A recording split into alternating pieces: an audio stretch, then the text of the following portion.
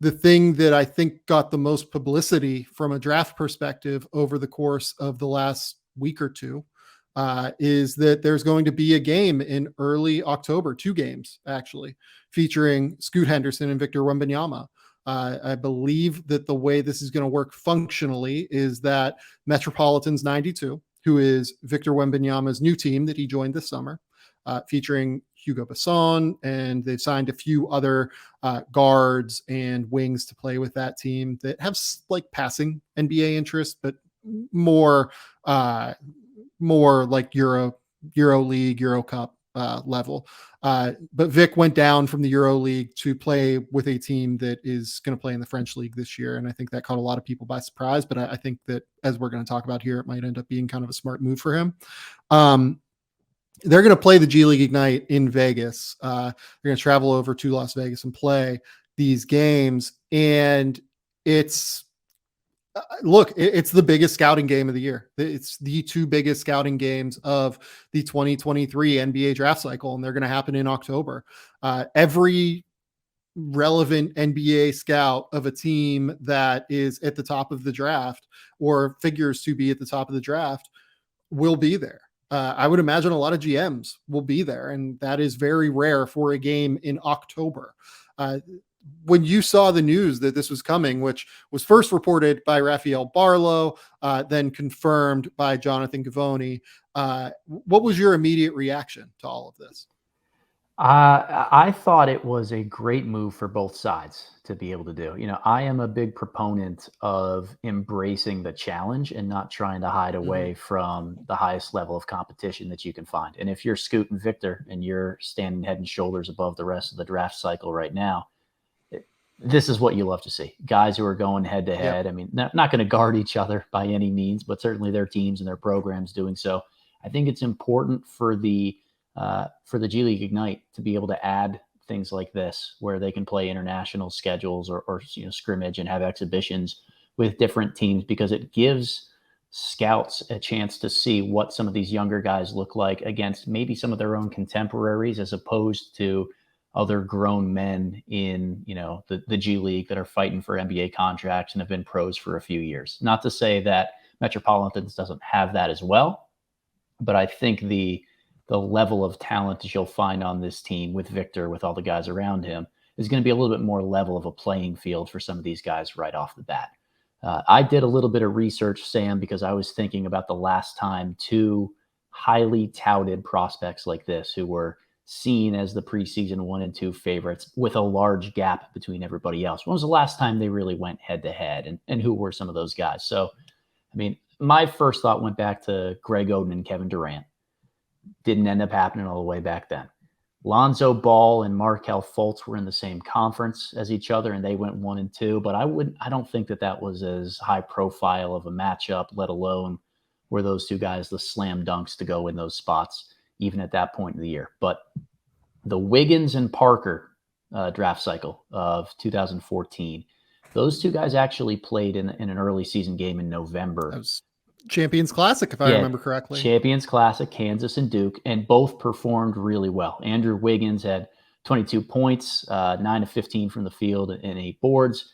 Jabari, 27, 9 of 18 from the field and 9 boards. So it's very possible that all that this event does is cement these 2 as the clear 1 and 2 in this draft class.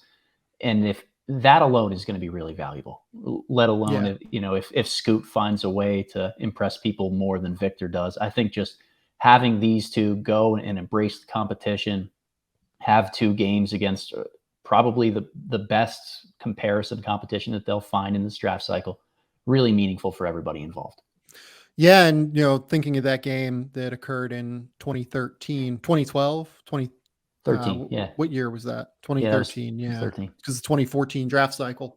By that point, a lot of scouts kind of underneath the surface had also realized and recognized that Joel Embiid was going to be something in the ballpark of at least a top 7 pick. Could be a top 3 pick. Like you had heard the rumors, like, he has the highest ceiling of any player in this class, but I think that there was a bit of skepticism at that point, just because not enough people had quite seen him yet. But they'd kind of gotten eyes on him early in the process.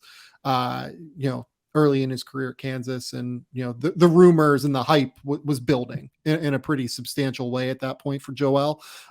This game doesn't necessarily have that, but I will say the Metropolitans 92 roster does have Tremont Waters. They have Devontae Jones, the former point guard at Michigan. They have Aaron Henry is on this roster. They have who else? They have Hugo Besson as well. It's going to be a really, really fun game, in my opinion, to kind of be able to run through and really dive into. I think they might even have like a couple other like older vets as well on this team. That is going to be, it's going to be really, really fun. Like this Metropolitans 92 team, I would think that they're probably the favorite to win this game, to be honest, just given, Tremont Waters has had an incredible amount of success in the G League already. Aaron Henry had a little bit less success, but like there have been guys that have had a lot of success in the G League already that are playing for this team. Plus they have Vic. Vic is, in a really interesting position. Is there anything that we're looking for in terms of scouting insights from this game particularly? Let's start with Victor, because I think that again, we're going to dive deep into like the race for number one heading into this game, and we're going to dive deep into like the race for number one exiting this game, these games as they happen. But just kind of heading in as we preview this, is there anything that you're looking for specifically for Victor Wembanyama to prove in this game? I don't know if it's necessarily to prove, but I just want to see it all on display. I mean, he shows such tantalizing flashes for a guy that, didn't shoot. I think he might have been right around 30%, if not slightly below from three last year. Like, I want to see him drill a couple threes. I want to see him handle, block shots, rebound, isolate in the mid post and make plays, be in the dunker spot and grab an offensive rebound or two or catch a lob. Like, just let's see it all on display. If this tour, and let's be realistic here. The reason the Metropolitans are doing this is because they have a player like Victor Wembanyama, and they want to put him on display.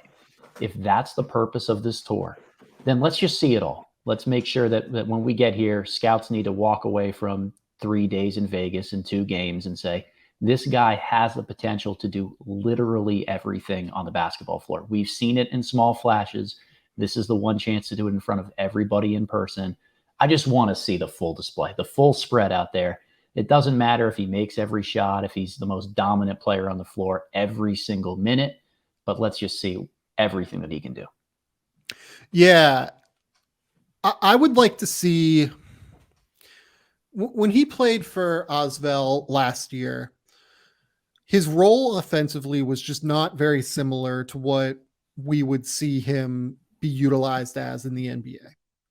And I would like to see a more pick and roll heavy approach from Metropolitans 92. And frankly, like given the players that they've signed at the point guard position, it seems like that's kind of the way that they're going to go. Like Tremont Waters is like a maestro in ball screens. That is what he does. So I would like to see like Victor Wembanyama shot, what was it, like 35% or something like that from the field in EuroLeague play last year. Like it wasn't just even from three that he was a low percentage shooter. And it's because he didn't get a ton of opportunities for easy baskets around the rim.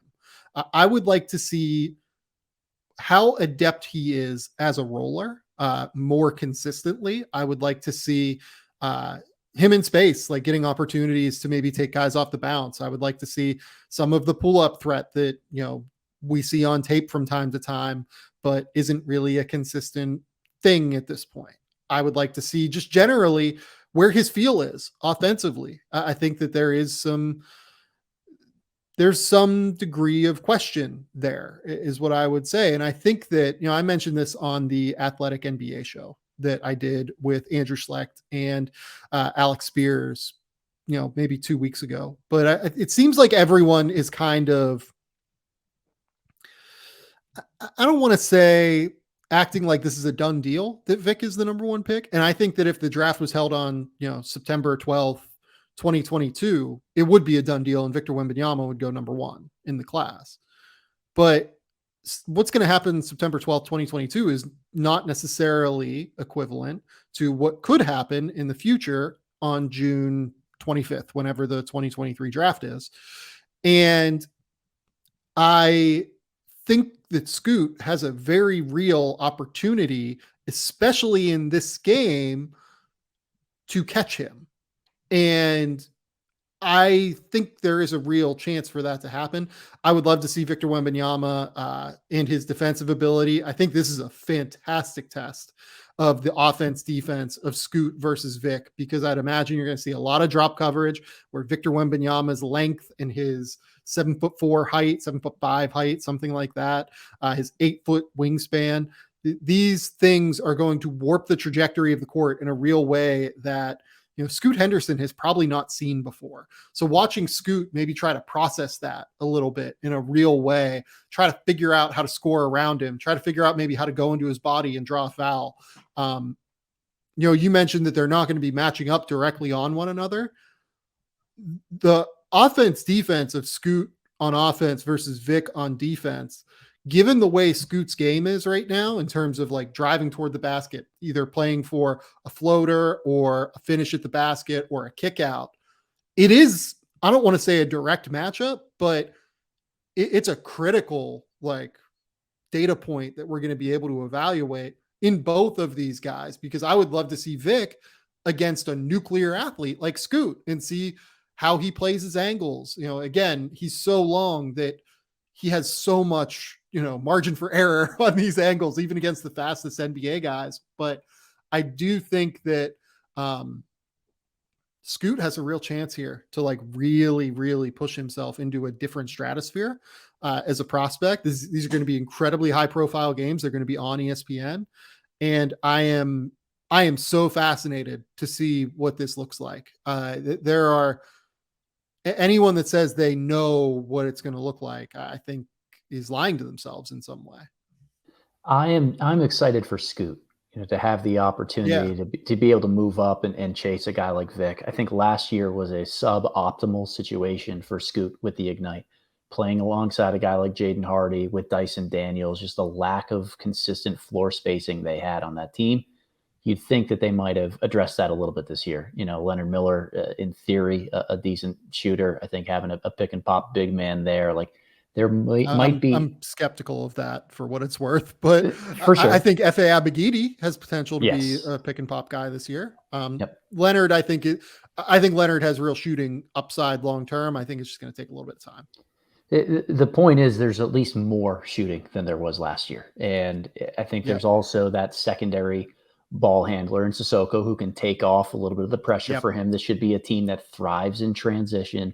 They can play with a little bit more length on the front court and in the wings in ways that can, you know, insulate Scoot on the defensive end a little more than they could last year. This team was a lot more intentionally built around his strengths. I think that year two of him in the system of understanding, you know, what they're trying to accomplish with those additions, everything's set up in his favor, not just for this year to be great, but I think for these two games against Metropolitans to really allow him to take off running. Yeah, no, I agree. I think that this is going to be, like I said, this is the biggest scouting game of the year. Like I really had questions about whether or not I should come back to the United States for it. I am really excited to see the way that this goes. I think it could go a number of different ways though, which is why it's exciting.